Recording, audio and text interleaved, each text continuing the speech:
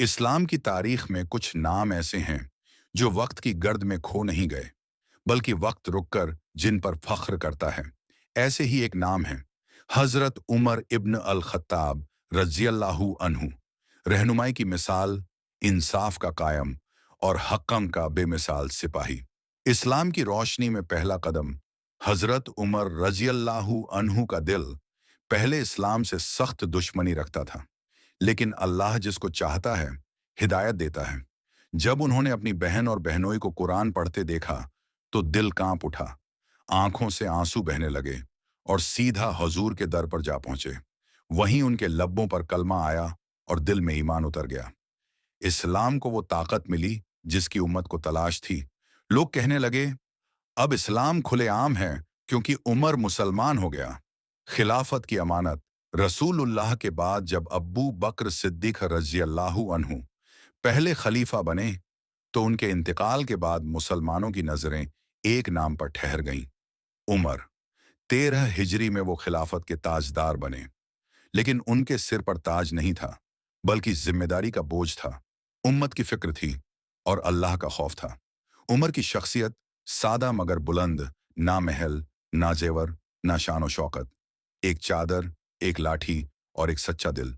दिन में अदालत, रात में इबादत। आंखें नम मगर दिल अल्लाह के लिए सख्त। वो कहते थे, अगर फौरात के किनारे एक बकरी का बच्चा भी प्यासा मर गया तो उमर से पूछा जाएगा। जंगे और फतह की हवाओं में इंसाफ।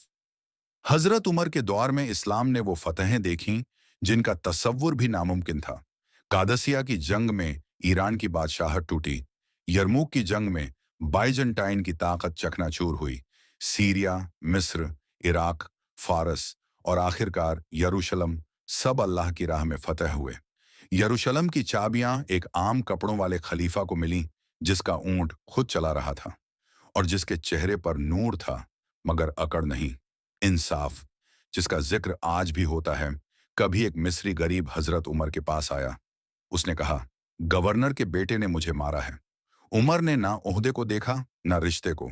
दोनों को मदीना बुलाया और गरीब से कहा, मारो जैसे उसने तुझे मारा था। फिर कहा, कब से तुमने लोगों को गुलाम बना लिया जबकि उनकी माओं ने उन्हें आजाद पैदा किया है। इदारों की बुनियाद। उम्मत के लिए नक्शा ए राह हजरत उमर ने इस्लामी हुकूमत को सिर्फ चलाया नहीं, बल्कि संगठित किया और इदारों की बुनियाद रखी। दीवाने फौज, सेना का रजिस्टर, बैतुल माल, सरकारी खजाना, कजा न्याय व्यवस्था, पुलिस और जिलों की तंजीम और हिजरी कैलेंडर की शुरुआत, यह सब आज भी इस्लामी गवर्नेंस के लिए मिसाल हैं। सादा जिंदगी। बड़े मनसब का सबसे छोटा आदमी।